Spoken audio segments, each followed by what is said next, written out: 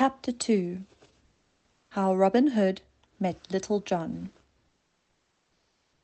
"Oh, here is my hand," the stranger replied. "I'll serve you with all my whole heart. My name is John Little, a man of good mettle. Ne'er doubt me, for I'll play my part." "His name shall be altered," quoth William stutely, "and I will his godfather be. Prepare then a feast, and none of the least, for we will be merry," quoth he. All that summer Robin Hood and his merry men roamed in Sherwood Forest, and the fame of their deeds ran abroad in the land. The Sheriff of Nottingham waxed wroth at the report, but all his traps and excursions failed to catch the outlaws.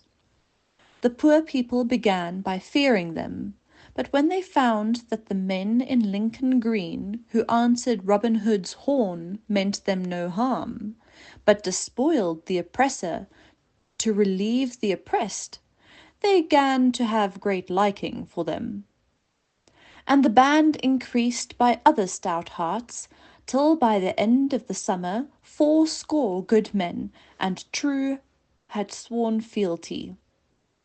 But the days of quiet which came on grew irksome to Robin's adventurous spirit. Up rose he one gay morn, and slung his quiver over his shoulders. "This fresh breeze stirs the blood, my lads," quoth he, "and I would be seeing what the gay world looks like in the direction of Nottingham town. But tarry ye behind in the borders of the forest, within earshot of my bugle call." Thus saying, he strode merrily forward to the edge of the wood, and paused there a moment, his agile form erect, his brown locks flowing, and his brown eyes watching the road. And a goodly sight he made, as the wind blew the ruddy colour into his cheeks. The highway led clear in the direction of the town, and thither he boldly directed his steps. But at a bend in the road he knew of a by-path leading across a brook, which made the way nearer and less open, into which he turned. As he approached the stream, he saw that it had become swollen by recent rains into quite a pretty torrent. The log footbridge was still there, but at this end of it a puddle intervened which could be crossed only with a leap, if you would not get your feet wet. But Robin cared little for such a handicap. Taking a running start, his nimble legs carried him easily over, and balanced neatly upon the end of the broad log. But he was no sooner started across than he saw a tall stranger coming from the other side. Thereupon Robin quickened his pace, and the stranger did likewise, each thinking to cross first. Midway they met, and neither would yield an inch. "Give way, fellow!" roared Robin, whose leadership of a band, I am afraid, had not tended to mend his manners. The stranger smiled. He was almost a head taller than the other.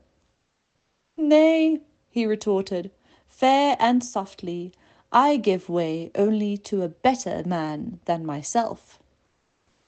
"Give way, I say," repeated Robin, or I shall have to show you a better man." His opponent budged not an inch, but laughed loudly. "Now, by my halidom," he said good-naturedly, "I would not move after hearing that speech, even if I minded to it before. For this better man I have sought my life long. Therefore show him to me, an it please you." "That will I right soon," quoth Robin. "Stay you here a little while, till I cut me a cudgel like unto that you have been twiddling in your fingers." So saying, he sought his own bank again with a leap, laid aside his long bow and arrows, and cut him a stout staff of oak, straight, knotless, and a good 6 feet in length. but still it was a full foot shorter than his opponent's. Then came he back boldly. "I mind not telling you, fellow," said he, "that a bout with archery would have been an easier way with me, but there are other tunes in England besides that the arrow sings." Here he whirled the staff about his head by way of practice. "So make you ready for the tune I am about to play upon your ribs. Have at you. 1, 2, 3! Roared the giant, smiting at him instantly. Well was it for Robin that he was quick and nimble of foot, for the blow that grazed a hair's breadth from his shoulder would have felled an ox. Nevertheless, while swerving to avoid this stroke, Robin was poising for his own, and back came he forthwith. Whack! Whack! Parried the other. Whack! Whack! Whack! Whack! The fight waxed fast and furious. It was strength pitted against subtlety, and the match was a merry one. The mighty blows of the stranger went whistling round Robin's ducking head, while his own swift undercuts were fain to give the other an attack of indigestion.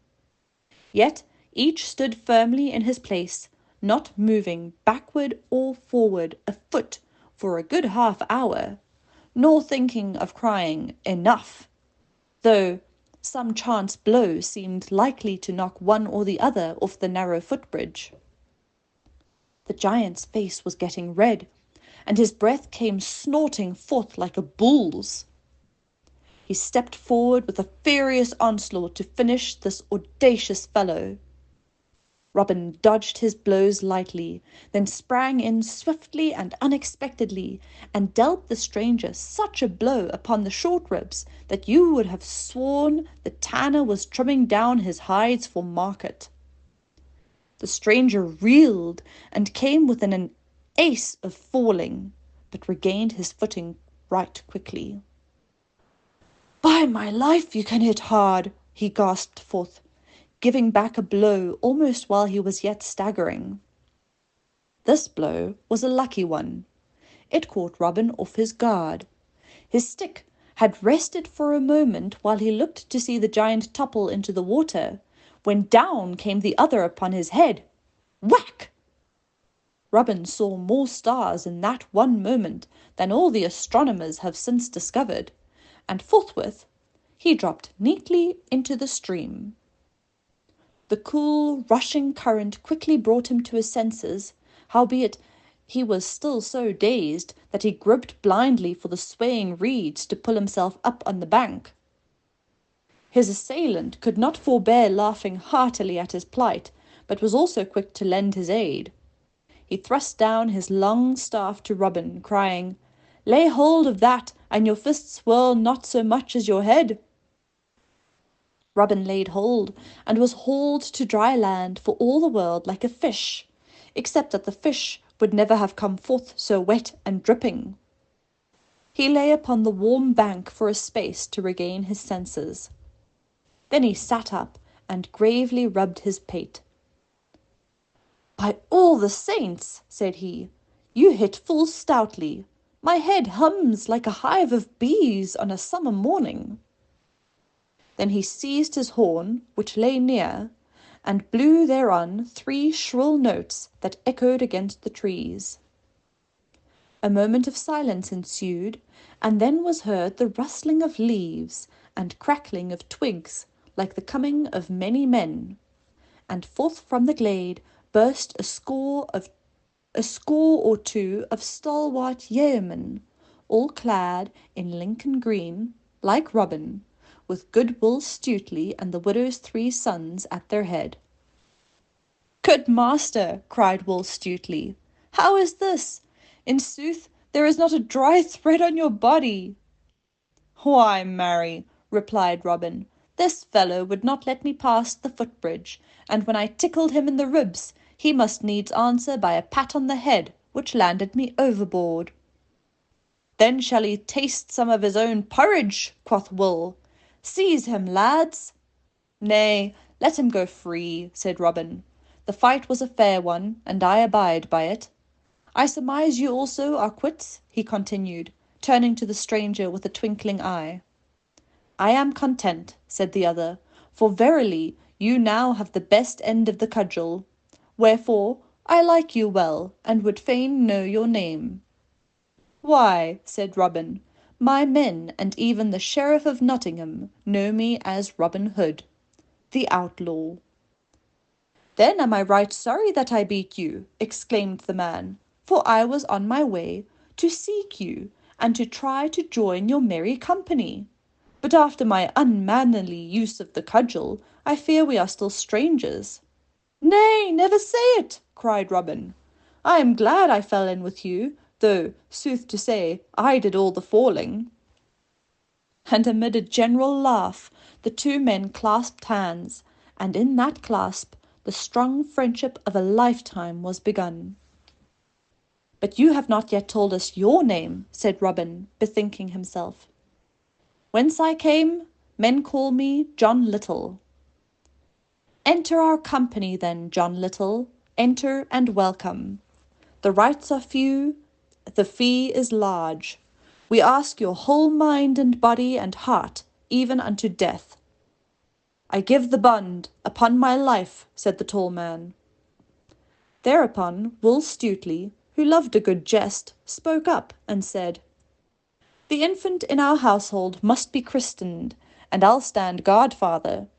This fair little stranger is so small of bone and sinew that his old name is not to the purpose.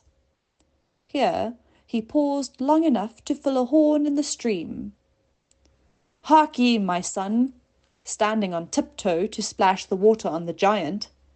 Take your new name on entering the forest. I christen you Little John. At this jest the men roared long and loud.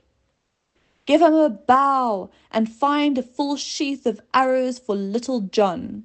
Oh, give him a bow, ha ha ha, said Robin joyfully. Can you shoot as well as fence with a staff, my friend? I have hit an ash twig at 40 yards, said Little John. Thus chatting pleasantly, the band turned back into the woodland and sought their secluded dell, where the trees were the thickest, the moss was the softest, and a secret path led to a cave, at once a retreat and a stronghold.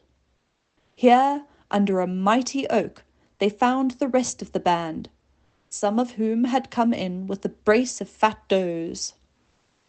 And here they built a ruddy fire, and sat down to the meat and ale, Robin Hood in the centre, with Will Stutely on the one hand, and Little John on the other. And Robin was right well pleased with the day's adventure, even though he had got a drubbing, for sore ribs and heads will heal, and 'tis not every day that one can find a recruit as stout of bone and true of soul as Little John.